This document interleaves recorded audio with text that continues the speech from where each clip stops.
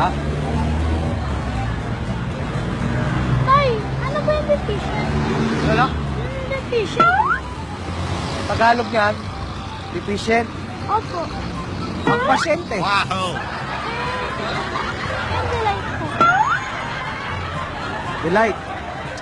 Ang ilaw. Unstable. Ang lamesa. Yung terminate po.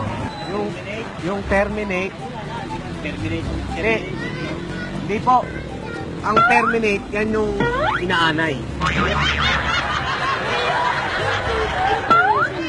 Yung intuition, yan yung ano eh, matrikula yan. Intuition. Diba, Tay? Oo. Yung delight po. Delight, ibig sabihin sa Tagalog, ang ilaw. O, teka, kuhain ko lang yung bag mo. Kuhain ko lang, ha? Kuya, ano po ba ibig sabihin ng deficient?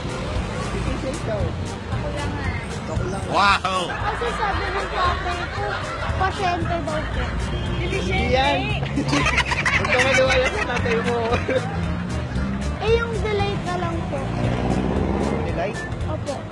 Sabi po ng tatay ko sa delight ang ilaw. Hindi yan ano ilaw. Balay ko, balay. Hindi yan balay. Ate, ano po ba sa Tagalog ng unstable?